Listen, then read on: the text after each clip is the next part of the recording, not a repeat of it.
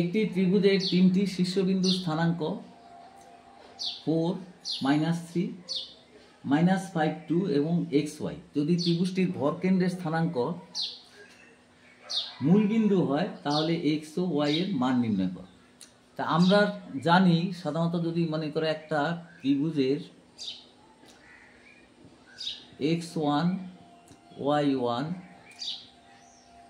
B বিন্দু স্থানাঙ্ক যদি x2 y2 হয় এবং সি বিন্দু স্থানাঙ্ক x3 y3 হয়, তাহলে আমরা জানি ভরকেন্দ্রের স্থানাঙ্ক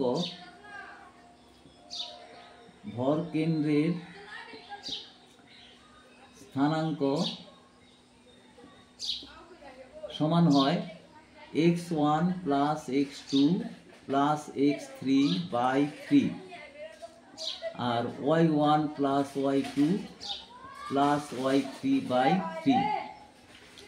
তো এখানে আমাদের স্থানাঙ্কগুলো দেওয়া আছে 4, -3, -5, 2 এবং xy। তাহলে আমাদের অঙ্কেতে সুতরাং আমাদের ভরকেন্দ্রের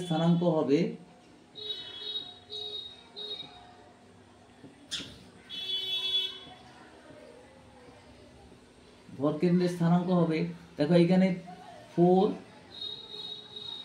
-5 প্লাস x বাই 3 আর y স্থানাঙ্ক হবে -3 প্লাস 2 প্লাস y বাই 3। এই হবে ভরকেন্দ্রের স্থানাঙ্ক। তো এইটাকে সরল করলে হবে x -1/3 আর এইটা হবে y -1/3। দেখো ভরকেন্দ্রের স্থানাঙ্কটি যেহেতু মূলবিন্দু, তাহলে x স্থানাঙ্ক 0, y স্থানাঙ্ক 0।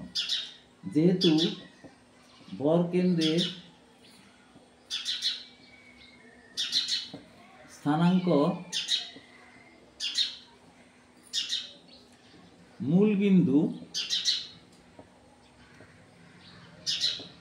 সুতরাং শর্তানুযায়ী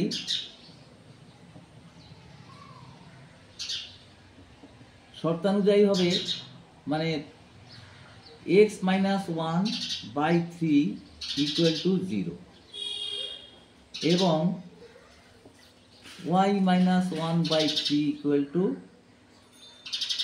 0।